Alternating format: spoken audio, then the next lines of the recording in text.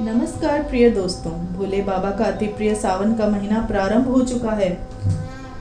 अगर आपकी कोई मन्नत पूरी न हो रही हो या फिर तमाम प्रयासों के बावजूद आपको नौकरी या करियर में सफलता न मिल रही हो या व्यक्तिगत जीवन में कोई सी भी परेशानी चल रही हो, तो परेशान होने के बजाय अब की सावन सोमवार का व्रत करके व्रत कथा का पाठ करें। मान्यता है कि सावन सोमवार के दिन अगर व्रत रखकर इस कथा का पाठ किया जाए तो जातकों की मनचाही मुराद अवश्य ही पूरी करते हैं भोलेनाथ। आज मैं आपको सुनाऊंगी एक नहीं बल्कि दो ऐसे अद्भुत सावन के सोमवार की कथा, जिसके पाठ और श्रवण मात्र से ही बहुत पुण्य मिलता है।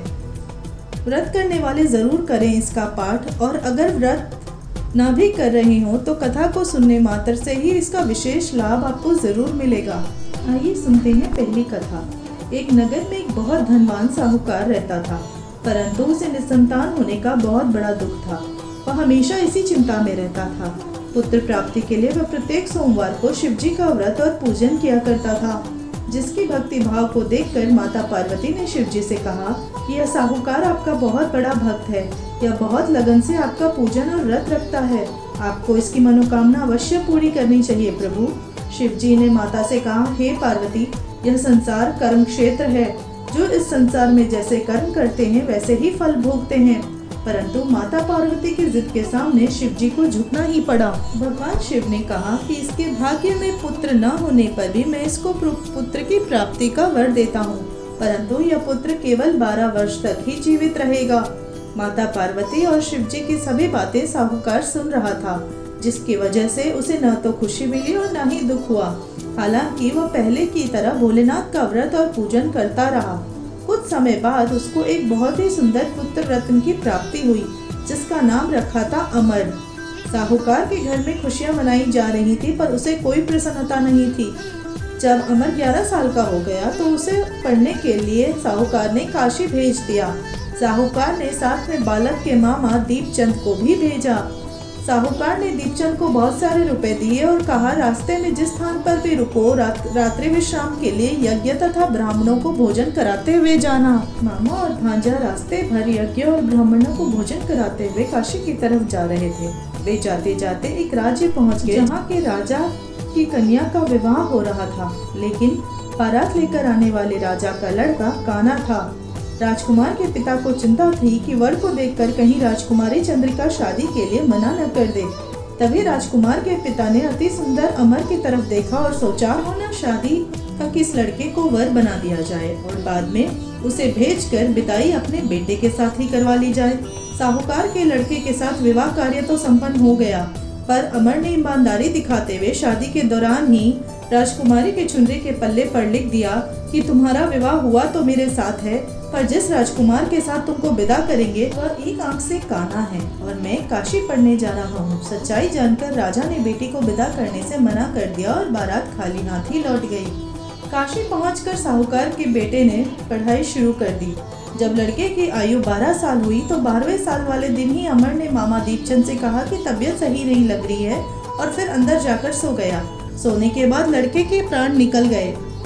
जब मामा को पता चला तो वे जोर जोर से रोने लगे। संयोगवश उसी वक्त भगवान शिव और माता पार्वती उधर से गुजर रहे थे। रोने की आवाज सुनकर माता पार्वती का हृदय व्याकुल हो गया। उन्होंने कहा, प्रभु, बालक को जीवित करिए, अन्यथा इसके माता पिता तड़प तड़प कर मर जाएंगे। माता पार्वती के बार बार आग्रह करने पर शिवजी ने उसको जीवन वरदान दे दिया, जिससे लड़का पुनः जीवित हो गया। अमर और मामा दीपचंद ब्राह्मणों को भोजन कराते हुए वापस अपने घर की ओर चल पड़े। वे उसी रास्ते से लौट रहे थे जिस राज्य में साहूकार के लड़के और राजकुमारी चंद्रिका की शादी हुई। राजा ने दूल्हे को तुरंत पहचान लिया और राजकुमारी के साथ उसकी विदाई कर दी गई। जब लड़का घर पहुंचा तो माता पिता घर के छत पर बैठे थे और यह प्रण रख रखा था कि अगर पुत्र नहीं लौटा तो वे अपने प्राण त्याग देंगे। सेठ ने आनंद के साथ उसका और राजकुमारी का स्वागत किया और सब उसके बाद से बड़ी प्रसन्नता के साथ रहने लगे। पहली कथा समाप्त होती है और अब सुनते हैं दूसरी कथा। एक समय की बात है, किसी गांव में एक बुढ़ी अम्मा अपने बेटे के साथ रहती थी। माँ बेटे बहुत मेहनत मजदूरी करके अपना गुजारा करते थे। एक बार बुढ़ी अम्मा के मन में विचार आया कि अब उसके पुत्र विवाह के योग्य हो गया है, तो उसे अपने लिए बहू ले आनी चाहिए। कुछ समय बाद बुढ़ी अम्मा ने बेटे का विवाह एक सुशील कन्या से कर दिया और उसकी बहू बहुत सुंदर, सुशील और संस्कारी थी। वह नित्य प्रतिदिन जल्दी उठकर घर की साफ सफाई करती और उसके बाद भगवान शिव की पूजा भी घर में ही करती। विवाह के कुछ समय बाद सावन का महीना आया। बुढ़ी अम्मा की बहू भगवान भोलेनाथ की अनन्य भक्त थी। उनके मन में यह विचार आया कि श्रावण के महीने में मंदिर जाकर शिवलिंग पर जलाभिषेक करे और इसलिए उसने अपने मन का विचार अपनी सास के सामने प्रकट किया। लेकिन बुढ़ी अम्मा ने उसे जाने से मना कर दिया और कहा, घर में ही पूजा कर लो, मंदिर जाने से समय व्यर्थ बर्बाद होगा, इतने समय में तो घर का सारा काम हो जाएगा। यह बात सुनकर बहू बहुत उदास हो गई, लेकिन कुछ कर न सकी।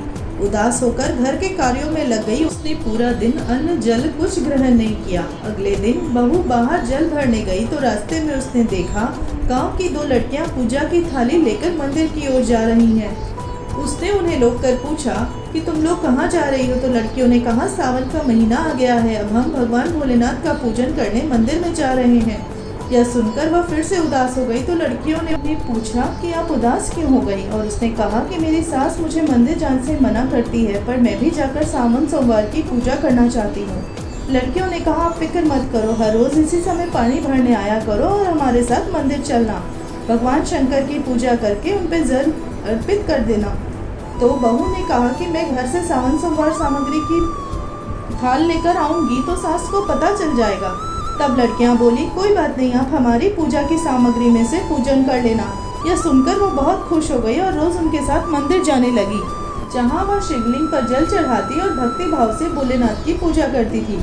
ऐसे ही पूरा सावन का महीना बीत गया। सावन के अंतिम दिन उसने सोचा, पूरा महीना मैंने इन लड़कियों की पूजन सामग्री से पूजा करी है, आज तो मुझे कुछ भोलेनाथ पर खुद का अर्पित करना ही होगा। ऐसा सोचकर उसने अपने नाक से सोने की नथनी उतारी और उसे धोकर शिवलिंग पर अर्पित कर दिया और पूजा करके घर वापस आ गई।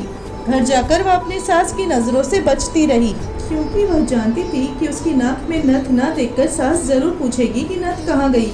ऐसे ही दोपहर हो गई कि अचानक उसकी सास की नज़र उसके नाक पर पड़ गई और नथ न देखकर सास ने पूछा, बहू तुम्हारी नथनी कहाँ गई?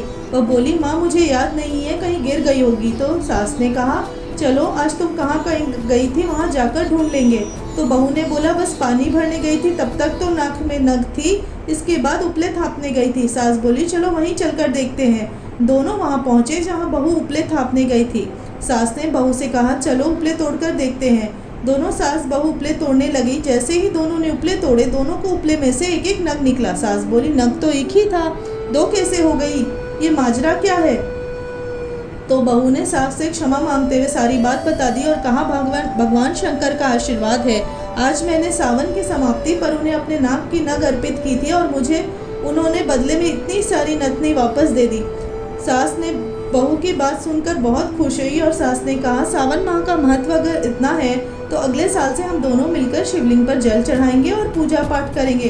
अगला सावन आने पर दोनों सास बहू नियम से सावन का स्नान करके पूजा पाठ जप तप करने लगी।